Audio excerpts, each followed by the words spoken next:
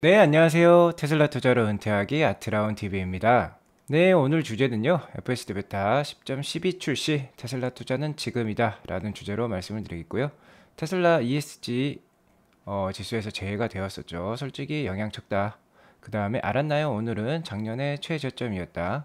메이저의 돈 장난에 놀아나지 말자 라는 주제로 말씀을 드리도록 하겠습니다. 네, 그간 미국 증시가 너무 급락세가 심했기 때문에 오늘의 하락은 다소 안도감을 줄 수 있는 하락이었다라고 할 수 있겠어요. 오늘 3대 지수 모두 빠졌지만 그렇게 많이 빠지지 않은 하루였다라고 보시면 될 것 같고요.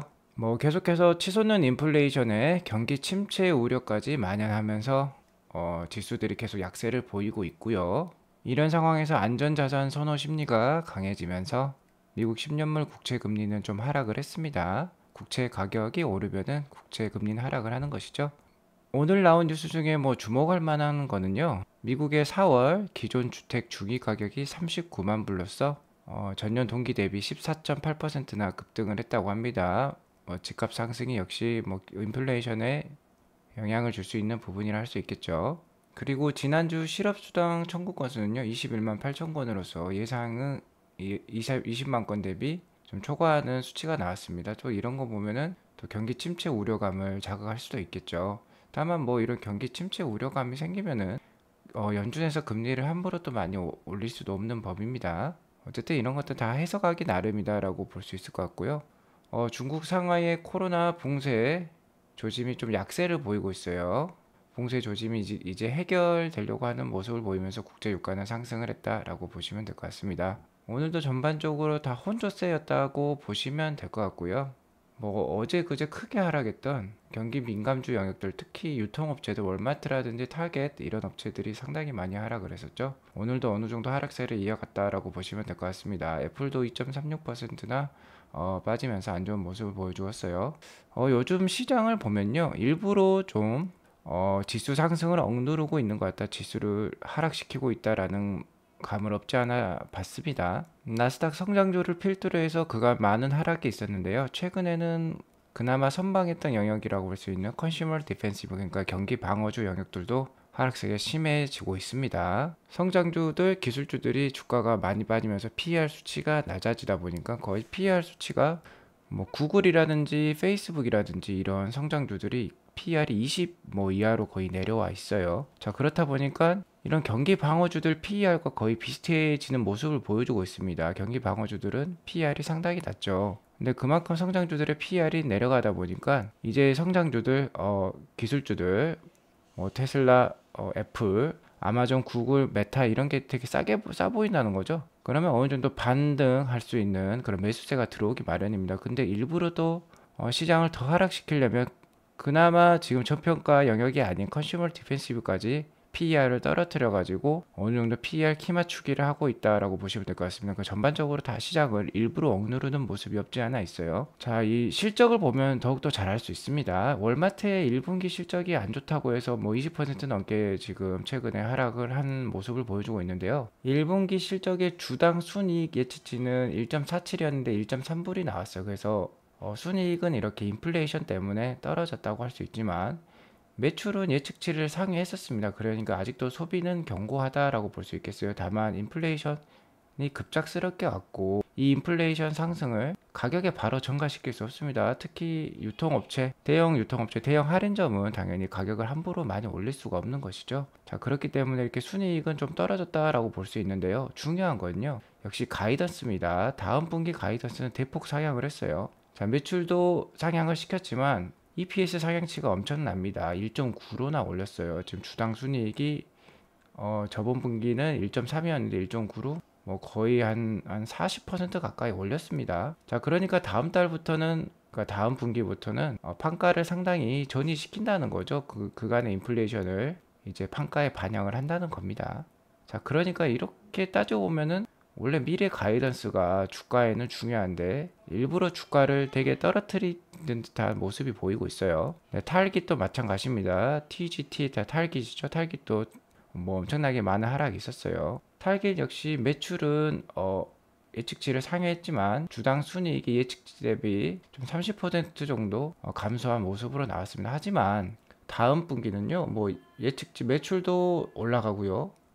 주당 순이익은 정말 많이 올라갑니다. 2.19를 기록했던 것보다 3.92로서 거의 뭐 2배 가까운 성장을 보여준다고 지금 예측을 하고 있어요. 원래 가이던스가 좋으면은 주가는 올라가기 마련인데 최근 타깃의 주가 하락이 뭐 20%가 넘었으니까 상당히 심했죠. 자, 이런 거를 보면요. 메이저들의 돈 장난이 정말 심한 것 같습니다.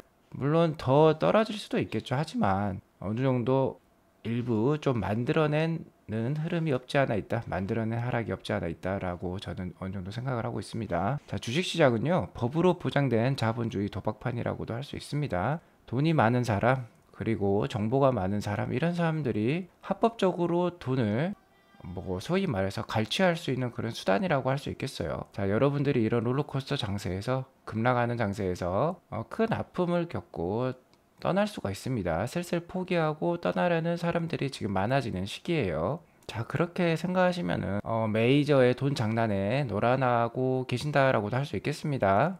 피터 린치가 13년간 운영했던 마젤란 펀드는 연평균 29.2%라는 엄청난 수익률로서 뭐 13년 만에요. 마젤란 펀드를 660배나 성장을 시켰어요. 하지만 660배나 성장할 때 펀드에 가입했던 투자자들의 50% 이상은 돈을 잃었다고 합니다.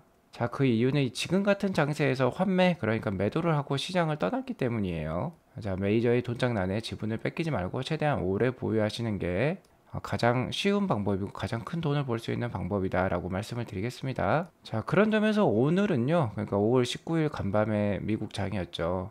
오늘은 작년 테슬라의 저점이었던 날이었습니다. 2021년 저점이 546.98불이었는데요. 그때도 5월 19일이었어요. 근데 5월 19일 이번에 테슬라는 709불 정도로 마감을 했습니다. 자, 그러니까 뭐 1년 전으로 따지면 주가는 한 30% 정도 올랐어요. 자, 지금도 상당히 아픔을 겪고 계시는 분은 많지만 1년 전 최저점 대비에는 그래도 30% 오른 주가다라고 보시면 될 것 같고, 자, 이렇게 주가가 약 한 30% 정도 오르는 동안에요. 테슬라의 실적은 괄목할 만한 성장이 있었습니다.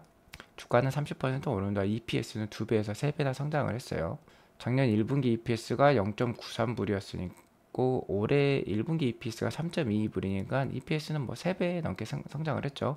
자, 올해 2분기 EPS는 전문가들이 2.2에서 2.5 정도 예상하고 있습니다. 기가 상하이 락다운이 있었기 때문이죠.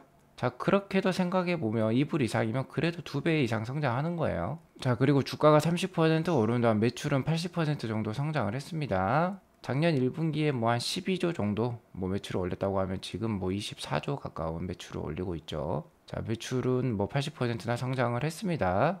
또한 뭐 탁월한 생산성 보여주고 있죠. 테슬라의 지금 임직원 수는 9만 9천 명인데 작년 기준으로 93만 6천 대까지 판매했으니까 사람이 이렇게 증가할 때 생산량 판매량은 정말 수직 상승하고 있습니다.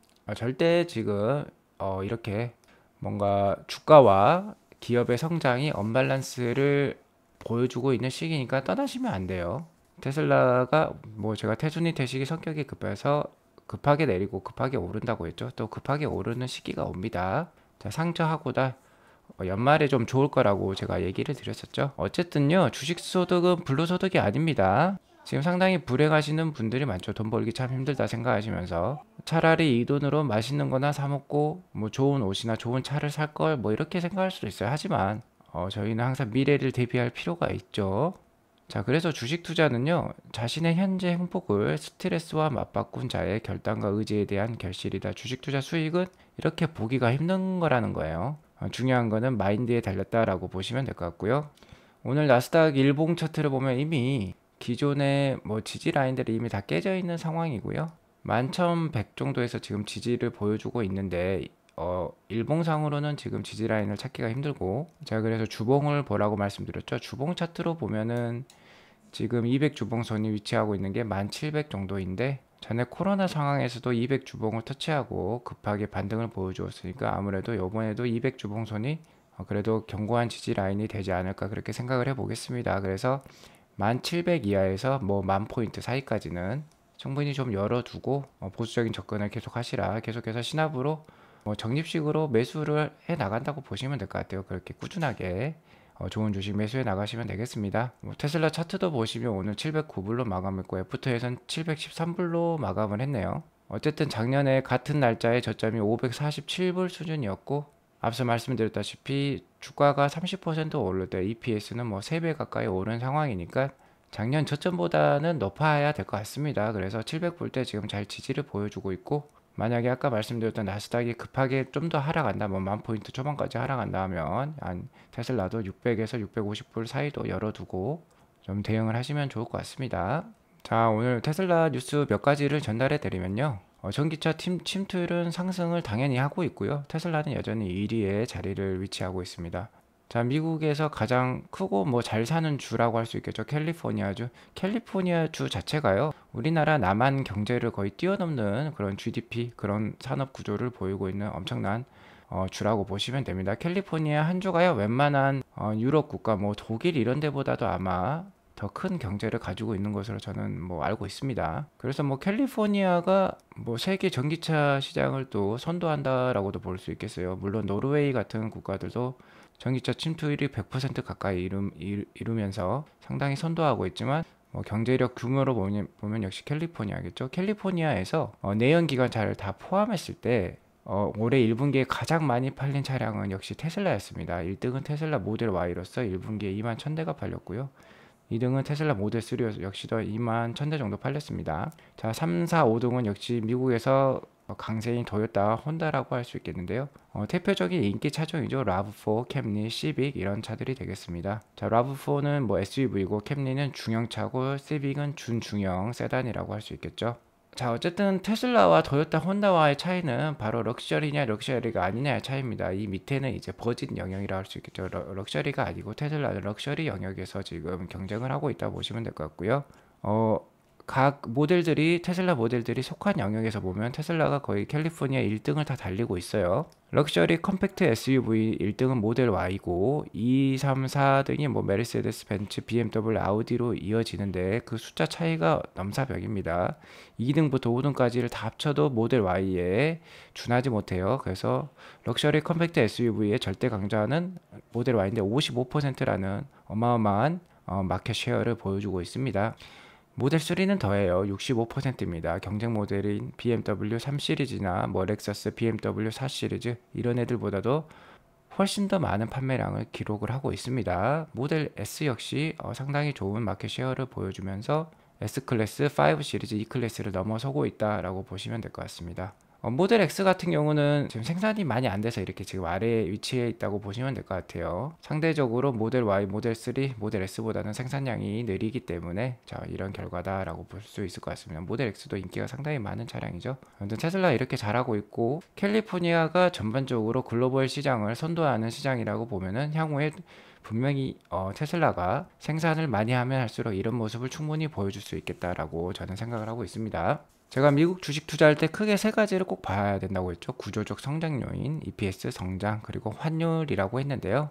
자, 특히 중요한 게 구조적 성장 요인입니다. 테슬라는 FSD, 자율주행과 AI 기술이 되겠죠. 자, 이것의 발전을 보면서 지금 같은 최악의 상황일 때 긍정적 마인드 유지를 하실 필요가 있겠다고 말씀을 드리겠습니다. 한번 살펴보도록 할게요. 자, 그래서 가장 최신 뉴스라고 할 수 있죠. FSD와 관련된, 자율주행과 관련된 가장 최신 뉴스는 역시 베타 버전 10.12의 출시입니다. 버전 10이 상당히 길어지고 있어요. 10.1부터 10.2 해가지고 10.11까지 오고 있는데 거의 뭐 한 8개월이 넘게 지금 버전 베타 10이 계속 이어지고 있습니다. 아무래도 연말에 12를 출시하면서 레벨 4 자율주행으로 나아갈 것 같은 흐름인데요. 이번에 버전 10.12는 우선 직원들에게 먼저 출시를 한다고 하고요. 머스크에 따르면은 자율주행 코드와 관련된 많은 개선 사항이 포함되어 있다. 소프트웨어적으로 상당히 개선되어 있다라는 거 알 수 있었고, 여기 사진에 보시면은 상당히 뭐 그래픽이 디테일해지고 있습니다. 특히 이 부분에 보시면요, 차가 이제 문이 열려 있냐 닫혀 있나까지 FSD 베타 소프트웨어가, AI 소프트웨어가 지금 확인이 되고 있다라고 볼 수 있을 것 같습니다. 여기 지금 문이 열려 있는 것도 지금 이제 AI가 파악을 하고 있다는 거예요. 어쨌든 일론은 이렇게 얘기하고 있습니다. 이번에 업데이트는 This is big one. 자, 큰 거다. 빅 원이다 라고 얘기를 하고 있고, 뭐 계속해서 두 스텝 앞으로 나가고 한 스텝 뒤로 물러나는 과정을 겪고 있다. 라고 하고 있습니다. 왜냐면 FSD 베타, 그러니까 자율주행 AI 기술은요, 계속해서 컴퓨터를 학습시켜야 되는 것이기 때문에, 자, 무슨 과외하고도 비슷한 겁니다. 자신이 뭐 과외시키는 학생이 두 발 먼저 앞서 나갈 수도 있지만은 때로는 그런 컨디션에 따라서 또 한 발 물러날 수도 있는 것이죠. 그것과 마찬가지로 계속해서 실수를 없애고 완벽에 가까워지고 있는 그런 학습을 하고 있다라고 볼 수 있습니다. 그래서 버전 10.11과 버전 10.12의 차이점을 한번 살펴보면요. 10.11은 보시면 차 모양이요, 저 그렇게 디테일하지 않아요. 무슨 게임의 무슨 말 같은 모습입니다. 하지만 10.12에 와서는요, 상당히 디테일해졌습니다. 보시면 뭐 테슬라 차량도 훨씬 더 정말 실제 모습과 같이 좀 바뀌고 있고요. 주변에 있는 차량들 역시 타이어와 뭐 전등의 모습이 확실히 드러나고 있어요. 전에는 이렇게 타이어 모습도 잘 안 드러나고 차체가 좀 더 좀 불분명했었죠. 그런데 지금 차체도 훨씬 분명해지고 타이어 모양도 제대로 나오고 있다. 그러니까 전에 뭐 버전 10.11이 HD라면 10.12는 풀 HD로 자, 훨씬 더 디테일해진 화면을 보여주고 있다라고 볼 수 있을 것 같습니다. AI가 점점 더 주변 사항들을, 주변 사물들을 더 라벨링을 잘하고 있고 더 잘 표현을 해내고 있다라는 거죠. 여기 보시면 전에 10.11은 또 창문도 없었는데요. 여기 보시면 창문도 다 보여지고 있죠. 자, 그래서 이번 베타 10.12의 주요 개선 사항들을 보면요, 항상 뭐 문제시 되는 거죠. 보호되지 않은 좌회전, 비보호 좌회전을 또 업그레이드 했다라는 게 나오고 있고, 자, 요번에는 AI의 성능이 더 향상된 것 같습니다. 차선 선택에 대한 미래 예측이 더 좋아졌고 차선에 더 루존하도록 업그레이드를 시켰다고 합니다. 그러니까 자기 스스로 어느 정도 주변 상황을 인지해서 어느 정도 차선을 그려나가면서 운전을 할 수 있다는 거죠. 최근에 뭐 벤츠에서 레벨 3 자율주행을 또 출시했다라고 나오고 있는데요. 벤츠의 자율주행은 저녁 때도 안 되고요. 비가 오거나 눈이 오면 또 안 됩니다. 하지만 테슬라의 자율주행은 AI로 하고 있기 때문에 사람과 같이 차선이 잘 보이지 않아도 이렇게 추측하고 예측할 수 있다는 것이죠. 이게 큰 차이점이다라고 볼 수 있을 것 같습니다. 회전의 안정성을 또 향상시켰고, 자, 훈련 세트, 뭐 비디오 클립이라는 말이 많이 나오고 있습니다. 자, 테슬라가 현재 10만 대의 차량을 FS 베타로 테스트를 하고 있는데 거기에서 오는 정보들, 그러니까 비디오 클립들을 계속해서 추가해서 AI를 학습시키면서 차선 예측 정확도를 개선하고 있다라고 보시면 될 것 같고요. 뭐 노란색 조명에 대한, 그러니까 신호등이겠죠. 잘못된 속도 저하를 줄였다. 도로 엣지 및 라인 예측에 대한 정확도를 개선했다. 여기 또 나옵니다. 30K 더 많은 비디오 클립을 추가했다. 자동 라벨링의 기능이 향상됐다. 근접 보행자 및 자전거 타는 사람의 속도 오류까지 감소를 시켰다. 그러니까 이런 건 다 AI가 예측하고 판단하는 부분이 향상됐다는 거죠. 여기서 보면 또 41,000K 클립을 추가했다. 캡처된 실패 사례의 48%를 해결했다. 미래 모션 추정치가 개선이 되었고 가혹한 감속으로 앞 차량이 멈췄을 때에 대한 판단 능력이 더 좋아져서 편안함이 향상되었다. 아까 나왔지만 차량의 문이 열려 있을 때를 시각화를 시켰다라고 얘기가 나오고 있습니다. 그러니까 계속해서 데이터가 늘어나면 이렇게 AI의 능력이 좋아지니까 자율주행 완성도가 높아지고 있다는 거 저희가 잘 확인할 수 있었고요. 마지막으로 어저께 이제 테슬라가 S&P 500 ESG 인덱스에서 제외됐다라는 뉴스가 나왔죠. 자, S&P 500에서 제외된 건 아닙니다. S&P 500 지수에는 당연히 테슬라가 들어가요. 이거는 착오가 있으시면 안 되겠고요. S&P 500 안에 또 ESG라고 인덱스가 따로 있는 거예요. 뭐 저탄소 전략 미흡, 프리먼트 작업 환경, 인종차별과 관련돼서 지금 뭐 소송 중에도 있죠. 뭐 테슬라가 이길 것 같긴 한데요. 자, 이런 것들 상황 때문에 뭉뚱그려서 어쨌든 제외했다고 시켰어요. 일부러 S&P에서 테슬라를 싫어해서 제외한 경향이 없지 않아 있습니다. 그런데 그렇게 크게 문제 삼으실 필요가 없을 것 같아요. 자, S&P 500 인덱스 펀드의 밸류는 543빌리언입니다. 우리나라 돈으로 뭐 600조 원이 넘는 수준일 거고, 테슬라의 시총은 지금 735빌리언이에요. 뭐 우리나라 돈으로 뭐 900조 가까운 뭐 시총을 보여주고 있는 게 테슬라인데, 이 S&P 500 인덱스 펀드 안에 ESG 인덱스 펀드가 따로 있어요. 그래서 이 펀드의 밸류가, 그러니까 S&P 500 ESG 인덱스 펀드의 밸류가 11.7빌리언밖에 안 됩니다. 그러니까 우리나라 돈으로 뭐 14조 원 정도밖에 안 돼요. 그러니까 S&P 500 안에서 차지하는 부분이 딱 2%밖에 안 된다는 겁니다. 그래서 이 지수 ESG 인덱스에서 테슬라가 빠지더라도 그렇게 큰 영향이 없다는 거예요. 2%의 영향밖에 없다라고 보시면 될 것 같습니다. 그리고 테슬라 시총은 735빌리언으로서 S&P 500 인덱스 펀드 밸류를 능가하는 수준이에요. 그러니까 이것에 대해서 너무 걱정하지 마시라. 자, S&P 500에서 빠지는 건 아니다. 다시 한번 말씀드리고 오늘 방송 마치도록 하겠습니다. 감사합니다.